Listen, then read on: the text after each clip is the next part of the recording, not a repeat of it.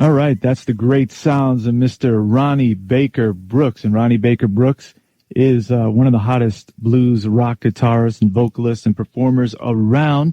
That album was produced by his good friend Jellybean Johnson, and we all know Jellybean. And, of course, Ronnie Baker Brooks is a good friend of ours and has been here on the Upper Room with Joe Kelley, and he's getting ready to come eastward to put on, I think, 3 shows with the next few days, and he's coming to Connecticut.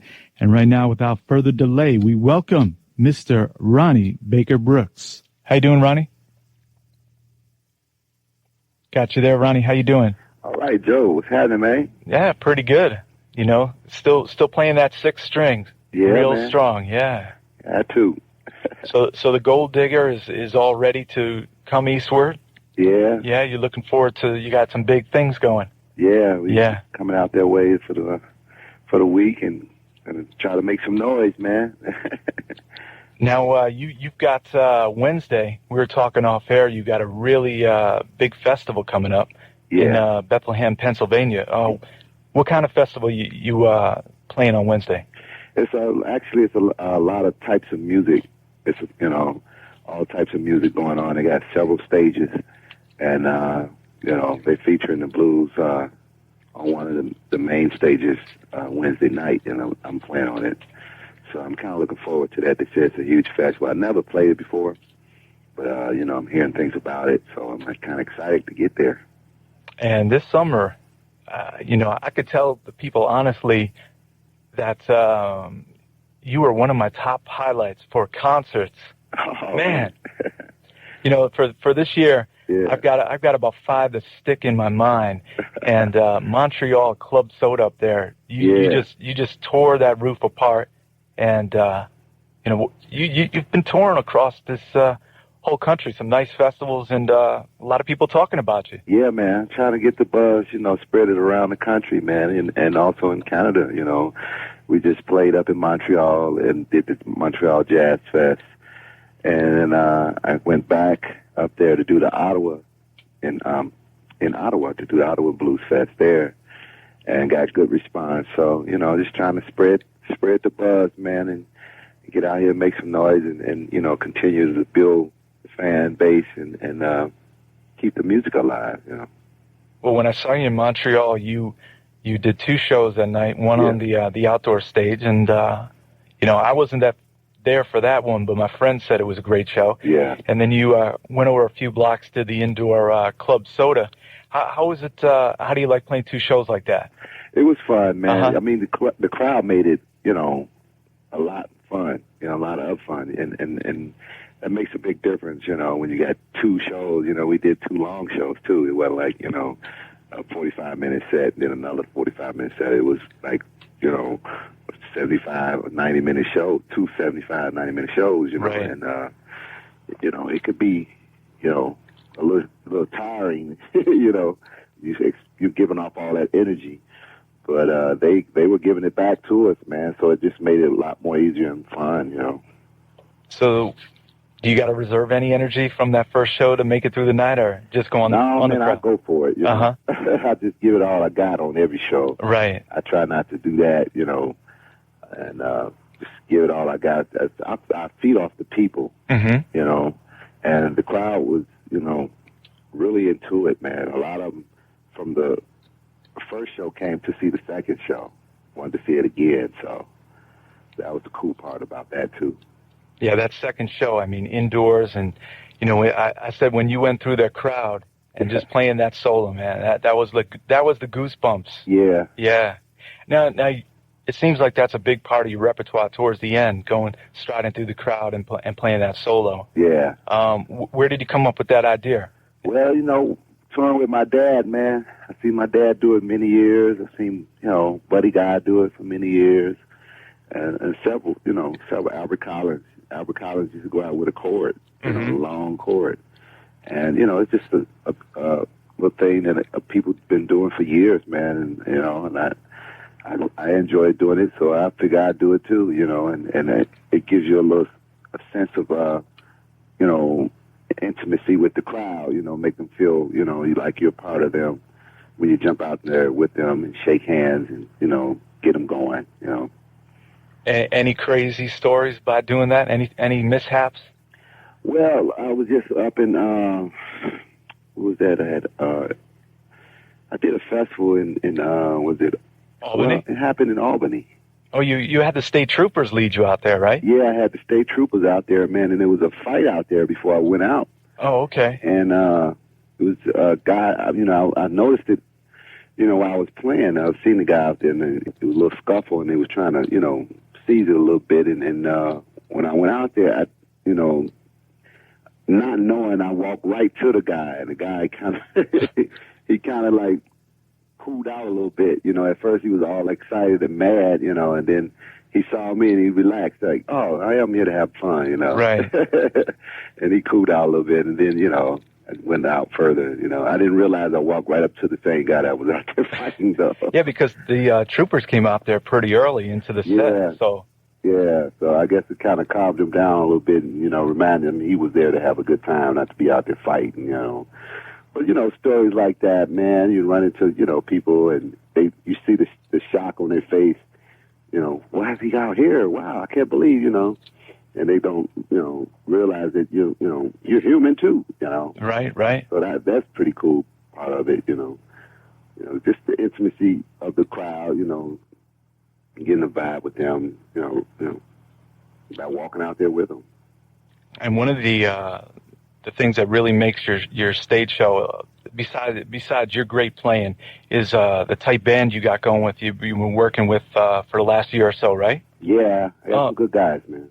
So you got the brother on the keyboards, really giving it his all there. Yeah. Daryl Coots on keyboards. Uh-huh. I got Vic Jackson on bass guitar. Mm-hmm.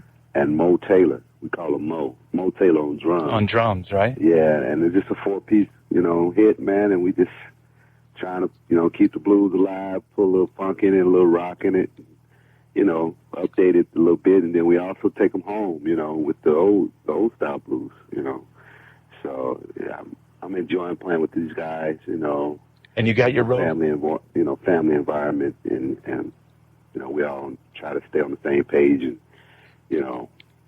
touch the people. That's the main thing.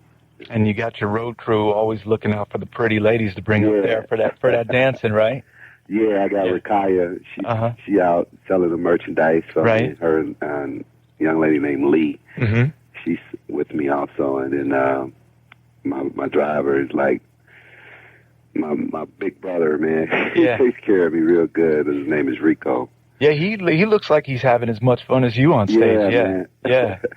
Even Rico, a lot of people think we really true, family, because right. It looks like someone that could be in our family and vice versa, But we just met, and he's been a fan of the music, and it's not one person that I name from his generation that he never saw live, man. He's seen them all, right? He's seen everybody. Mm-hmm. Hendrix. From Hendrix to Sly Stone to, it was wild, man. Miles Davis, Parliament. Everybody, man. Yeah, he's been there. Yeah, he's got a strong history of music, and I'm just glad he's a part of, the family with me, man. And you've seen your share of the world, and also been on stage with some of the top players ever in musical history. So people listen today, they can go to RonnieBakerBrooks.com, and he's got pictures up there with Stevie, Ray Vaughan, Buddy Guy, and Jellybean Johnson, and his dad, Lonnie Brooks, and you're just a great musician. So folks, gold diggers out there, available.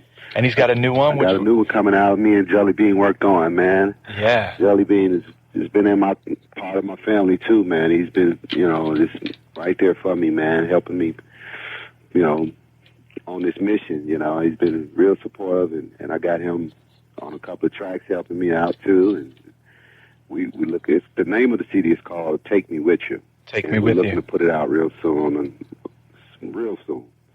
So you and Jellybean went down.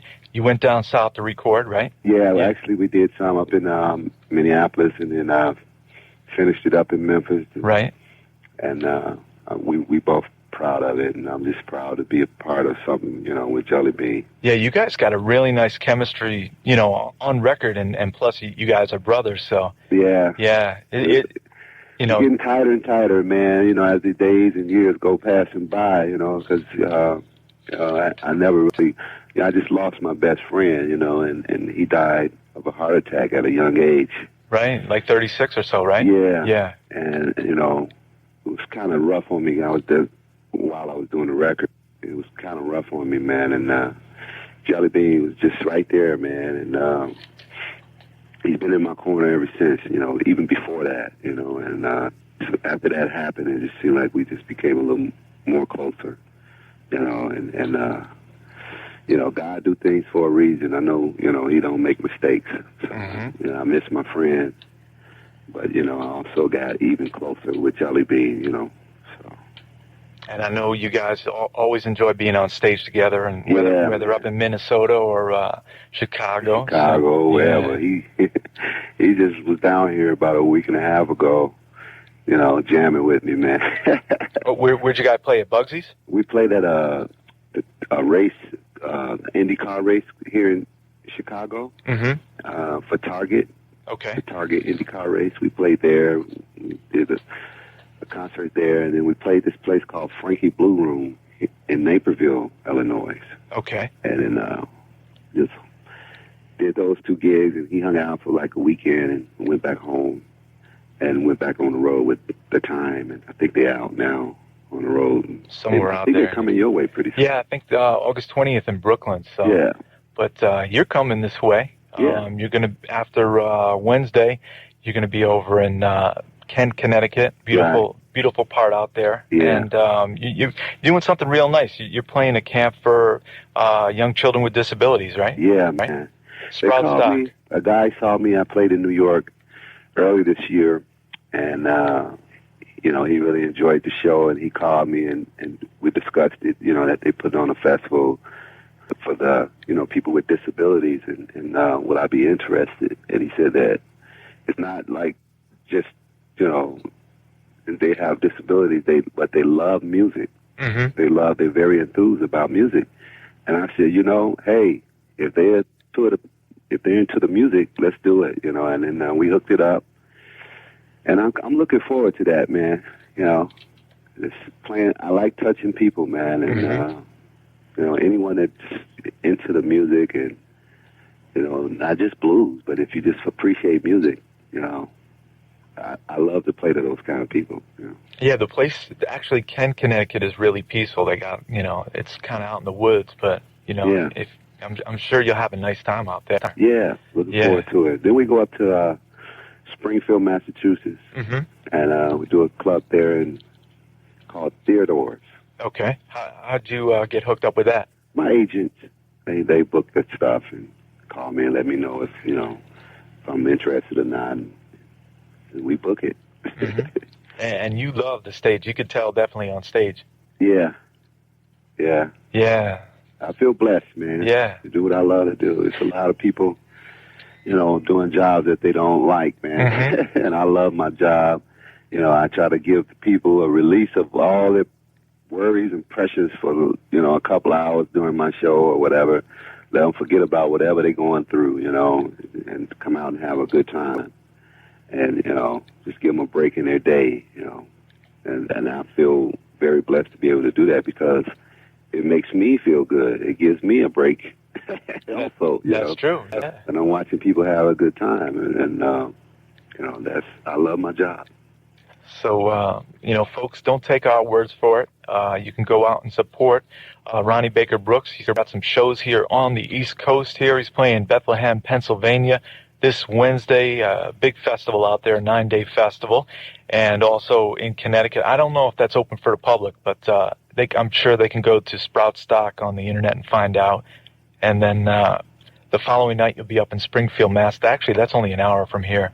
And you'll be playing at Theodore's, right? Right. Yeah. And right now, how about we get into a cut? You mentioned Jellybean Johnson, our mutual friend here. And you give it up and let Jellybean tear it up on this one. Must Have Been Bought. Yeah. Yeah. This is one of the... You do this live, too. Well, we don't do this live as much as we used to anymore. But yeah, we used to do it. We're trying to focus more on the new material that's coming out. Okay. So, but Must Have Been Bought is always fun. So we're gonna listen to rocker. that. It's a rocker. Yeah. Kind of like that science fiction feel, right? Yeah. Yeah. So we'll listen to it right now from Ronnie Baker Brooks, and you can go to his website and order the record on Watchdog Records. And then we're going to come back and talk about this new album, which we're really excited. We're going to let Ronnie tell how he put it down in the studio, and also we got more things to talk about. This is Ronnie Baker Brooks featuring Jellybean Johnson, and Must Have Been Bought. Definitely play Ronnie Baker Brooks on his CD called Gold Digger, along with his friend and producer and collaborative partner, Mr. Jellybean Johnson. Must Have Been Bought. And Ronnie is still with us here on the Upper Room with Joe Kelley. Thanks for taking time out before you head out on the road, right? Thanks for having us. Yeah. So you had rehearsal last night. Yeah. And you're really excited about this new CD, which is going to come out hopefully soon. How many of the new tracks do you work into a live show if you get to do a whole? We were talking about that in rehearsal last night, man, and I realized we're doing about 10 of them now. Wow. And I got 15 on the CD. Mm-hmm. So I didn't realize we were doing that many. It's like, man, it's time to get that CD out. Yeah, that's right. Because a lot of the songs that people starting to get used to hearing, and it's not, available on CD. So, but that's just going to make me have to speed up to do a new one, But one, we always get to talk before your show, and you really kind of invite me and my wife backstage, and we enjoy hanging with you. One of the conversations we had was about, we were talking about Prince, and he's got a catalog of hits, but you were saying, it's tough for some musicians. They go out there, they don't have the hits, and they got to work extra hard to get people to get into the new music, right? Yeah. But the crowd's digging your music, the new stuff. I've been blessed, man. Just to be able to have the talent to put songs together, first of all, and people to dig them. Mm-hmm. That's the greatest reward for an artist, is to, put a song together from scratch and build it to this song, and then people feel exactly what you feel when you was writing it, and I've been pretty cool with that, and just trying to keep doing that. It's always a challenge, with Prince, he have all the hits and all that. It's a challenge for him because now he's got to play, he got too many songs to play. Yeah. What I'm saying? And if he don't play one song, a lot of people are going to be upset. Right. So he's got to really do his homework to find out, what songs are being played in this area or whatever, and to find out exactly, what songs to play for that gig, Whereas with me, I'm like, they don't know who the hell I am anyway. So I got a chance to play what I want, but I got to really touch them where they won't forget me, Right. So it's a challenge on both sides of it, man. And you had the opportunity, you went up there to hang out with Jellybean, and you went over to the Prince's celebration at Paisley Park. What was it like going out to Paisley Park and just being in the presence of all those great musicians? Oh, man, it was so much fun, man. I never dreamed of, hanging out with these cats. I remember seeing Purple Rain at the drive-in as a kid, man, and was in awe, and I never thought I'd be hanging out with Prince and, Jellybean, Morris Day, and Terry Lewis, and Erykah Badu, Common, George Clinton, who else was? Maceo Parker was there. It was just so many talented musicians at Paisley, man, and I was in awe, man. I tried to be cool and collected because I didn't want nobody to kick me out or nothing. Right. Who the hell is this guy? Right. Security. But they were all real cool to me, man, and it was a real cool, warm, celebration, man, and I was just glad to be there. I've never been in Paisley before, and they took us to the studio, and we ended up in the studio from like 2 in the morning after Erykah Badu played to like 6 o'clock in the morning, man. Wow. Just hanging out. And we were supposed to be tracking, and we ended up talking, for those 4 hours. It was fun, though. And that's almost as nice as the actual playing, right? Yeah, because, you get to talk and, vibe off each other. And, these these are giants, man. Right. You know, and it helps me, you know, because I've never been around that kind of stuff and these kind of people. So just to get a vibe on where their head's at, and, you know, I can apply it to what I'm doing, you know. But I think we need to give you credit that they know who Ronnie Baker Brooks is, and I'm sure they're really appreciative of, you know, what you're coming with. Yeah, well, you know what I think, man, to be honest, man, all musicians love music. Mm-hmm. And if you have a sense of, that's what we have in common. I don't care how big you are or how small you are, you know, name-wise. You know, we all have the same passion, and that's music, man. And a lot of brothers can feel that. You know what I'm saying? They can feel that passion once you start talking about the music or talking about, you know, things. They can feel that passion, and, you know, it's just a click that you feel amongst each other, man. And it's like a family thing. You know, a lot of people get caught up in them egos and stuff. But if you catch them behind the scenes, man, or whatever, and start talking to them about music, they'll feel that passion, and you'll feel the passion coming from them. Right. You know, and then you realize that you're just a part of the music family. You know, that don't make you no bigger than him or no better. You know, but it is a blessing to be in, you know, a presence of someone like Prince. You know, I look at him like Jimi Hendrix, man. You know, the guy that did so much, you know, that changed music. Yeah. You know, and just to be in the presence of him and talk with him, and, you know, it helps, you know, to boost your confidence in what you're doing. And he sold a ton of records, but still, he's got as much passion for the music today as when he was selling. Oh, man, he's serious about what he does, man. Right. And he has a long, you know, he loves so much different types of music. He jammed with my father, man, back in probably about 1978 or so. Oh, okay. Right before he blew up real big, 77, something like that. And he jammed with my father back in Minneapolis, man, at a place called the Union Bar. Okay. And yeah, you know, he likes all kind of styles of music, not just, you know, what he's doing, pop stuff and rock, but he liked the blues too. You know, he plays the blues. Yeah. He can play it. He's got a great song called The Ride that, you know, he turns out the blues on there. Yeah. Yeah. You know, it'd be really nice. I'm thinking about it. Next June, Ronnie Baker Brooks at the Celebration playing.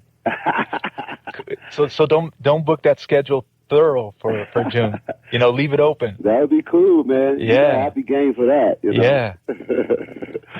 You get the Minneapolis posse to drop a few hints and everything, and yeah. If anybody could do a Jellybean, put it together. That's right. Yeah. So we turn a few heads with that, boy. Yeah. Yeah, I always enjoy playing with Jellybean, man. On that song, Must Have Been Bought, man. It was so much fun, you know, giving me a break, you know, and I get to sit on the other side of the, you know, of the booth. Right. And I like how you intro Jellybean. Yeah. Yeah. We got him on this new one, man. I got him on a new one called Bring Back the Love. Uh-huh. Oh, he's playing guitar as well, right? Yeah, he's playing a wicked solo on that one too, man. Uh-huh.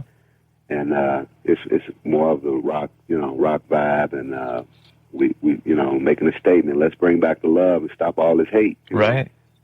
Know? And I'm looking forward to bringing that one out and doing that one live too. So Jellybean. You got 15 songs on the new collection, and what's the title again? Take Me With You. Take Me With You. And you've already broken out numerous songs live. I know you got a really nice slow song on there, right? Yeah. You do that live. What's that one called? See You Hurt No More. Okay. I dedicate that one to the women, man, because a lot of women have been hurt. Right. And I'm letting them know you can't give up on love, you know, and I'm here, you know. That's right. To see you know, hurt no more. Mm-hmm. And I always get a good response from that, you know, just trying to bring back the love, man. So take me with you. And we hope, I know people love meeting you after the shows. You know, one of the things Ronnie Baker Brooks does after every show is meet and greet the fans and sign autographs, the CDs, programs, whatever. You know, you like to get out there, right? Yeah, it's cool, man. Uh-huh. Because, you know, it reminds me of me, man. You're right. I mean, my dad used to take me to concerts. I go see, you know, Muddy Waters or whoever, you know, and Johnny Winters and You know, and I used to go ask for an autograph or whatever, and you know, that's that. I mean, you know, I get so excited, you know, when I was a kid for that. And so I remember that, you know, and hopefully, you know, people dig the show enough to come, you know, ask me for an autograph. I'm feel honored enough to do it, you know. Sometimes they have me out there for, man, an hour and a half signing CDs, man. Yeah. You know, or whatever, you know, T-shirts, right. You know. And I just feel, you know, that's my connection with the people, you know. And then a lot of times, especially during the summer, the festivals are free for people. So bring some extra scratch and go pick up Gold Digger or the T-shirts over at the concession stand with Ronnie's crew, and you know, that affords you to be able to go out on tour and also put the money back into the records. So yeah, it helps me get the record out. Especially independent artists, you know. We were talking the other day about the record business and the struggles and ups and downs, but you know, as an independent artist releasing Gold Digger, what's been the best thing that has come about as you being an independent artist? I think the fans, man. You know, back to that, I truly believe that they're sincere about their support. You know, it's not like a flash in the pan thing. You know, it's not like a, you know, you famous today, gone tomorrow. I think they're sincere because, you know, my stuff is not really heard on the major radio stations and not on MTV and, you know, on VH1 or BET or none of those, you know, things. And the people that see me really are sincere, you know, and they're very supportive, you know, and I think that's the coolest part about that, you know. Of course, I would enjoy playing to many as people as possible, you know, and but, you know, the cool part about, you know, being independent, you know, with Gold Digger was, you know, the fans, man, you know, the people that supported us, they were true, and they proven that to me, you know, because all of them, everywhere I go now, waiting on this new CD. Right. I get it asked, man, probably 50 to 100 times a night. When is the new CD coming out? So that makes me feel, you know, real good that the people really are sincere about what I'm doing. Yeah, and I'm sure when it comes out, and then, you know, people, you've been incorporating so much of the new material, people are gonna be ready for it already. So and take me with you, hopefully by the end of the year. And I wanted to ask you something off of Gold Digger about the some of the lyrics you wrote in there, specifically about I believe it's in "Make These Blues Survive" about Chicago and the North Side, and you know, your people don't want to hear it or don't want to play it. Right. Yeah. Well, you know, what I was trying to break it down in "Make These Blues Survive" is all the everything about the blues, you know. And what I was saying is, you know, I've learned from the masters. You know, I've learned from, you know, B.B. King, Luther Allison, Buddy Guy, Junior Wells, and my dad. You know, my dad taught me everything about what I'm doing basically today. And I learned directly from these cats, John Lee Hooker, you know, and sat down and talked with them. And all of them, he said, hey, man, it's going to be up to you to keep this music alive, you know, so don't front. Be serious about it, you know. Right. And I was trying to incorporate that, you know, those issues into the song, you know, and also the black and white, you know, where, you know, the white fans are supporting it and they're enthused about it, whereas the black fans are not. You know, have to have a sense of been there and done that. But it's all, you know, on me. Well, I ain't gonna say it's on just me, but it's on all of us to keep the music alive. You know, not just white people. Yeah, I had the discussion with.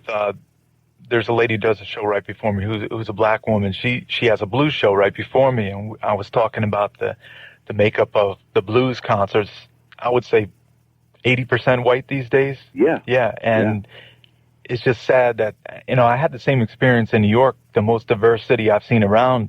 Maceo Parker's concert was primarily white, and I felt bad. Like, where did his original support go? Yeah. But you're doing your best to keep it alive. Yeah, you know, because, I mean, you know, music it don't have any color, man. Right. Music is music, and I try to play things that touch your soul. I don't care if you're young, old, black, white, you know, whatever. It don't matter, you know. And I just try to touch people's souls, and that was what I was, you know, it was my give back type to song, in, you know, to the music. Blues music was, you know, I wrote that song to say, hey, I'm here and I'm determined. I'm not gonna let it die. Right. You know, wake up. You know, and you know, it's all good. It ain't out, you know, right. Just, you know, for one sort of people, you know, we all as people, you know, let's enjoy this. And I get a good response from that too, you know. And, yeah. And sometimes people don't want to hear those kind of issues, man, you know.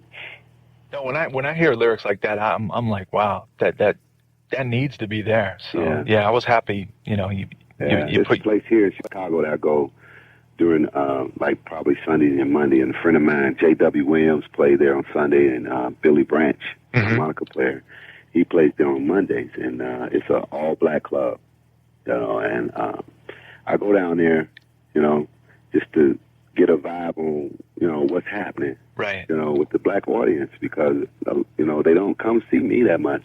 You know, I get a few, but not, you know, like you said, predominantly it's all white, and that's great. You know, I'm not into that. You know, I'm glad someone loves what I'm doing. Right. You know, and I don't care what color they are. But, you know, my background from growing up, when I used to go see my dad, it was all black people. Right. You know, listening to the blues, and it's changed. You know, and I'm trying to keep that alive, you know, within the black community also. And you've got to be optimistic. We know people are going to come back to the party, so. Well, yeah. I'm just glad the party's still going on. Yeah, that's right. You know what I'm saying? Yeah, definitely. You know, and let's just keep it growing, and you know, keep it hot. You know, don't let it die down, man. Right. So we should thank our special guest. Always welcome to come to the Upper Room with Joe Kelley. And we're moving into new studios in September. I told you, if you're east, hey, I'll pick you up. You come right to the studio. You'll be all set. I'm looking forward to that, man. And let's see. We'll give people the itinerary, because they can listen, and they're listening all around, you know, through the internet. They can go to see you in Bethlehem, Pennsylvania this Wednesday. Yeah. Showtime is about what time? I start at 7 o'clock. Okay. It's called the Bethlehem Music Fest. Right. And, yeah. And then we go Friday. We playing in Kent, Connecticut. Sprout Stock. And then And Saturday. I think we start about 7:30 there. Okay. And 8:30. We start at 8:30 there, and then we play Theodore's Saturday in Springfield, Massachusetts, and we probably start about 9:30 there. So. And then it's back to Chicago. And then back home. And, yep. And I get to finish up this record and get it out, hopefully, like September, man. I'm hoping.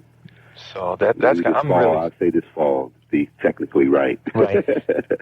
So people listen now to the Upper Room. Ronnie Baker Brooks should be back here in a couple months. And Take Me With You, produced by Jellybean Johnson, 15 songs, and you're already doing plenty of them live. So, you know, you continued success and continue the hard work, and we're going to represent and support you on anything you have your hands on. Thank you, Joe, man. Thanks for having me on the show, man, and doing your part of keeping the blues alive and the music alive, man. And I appreciate it, man. And tell your wife I said hello, and hopefully you guys can come out and see me this weekend. Oh, yeah, we definitely plan on that. So we'll go out with something you did with your father, Lonnie Brooks, Make These Blues Survive. All right? All right. Thanks, Ronnie. Thank you. Okay. Bye-bye.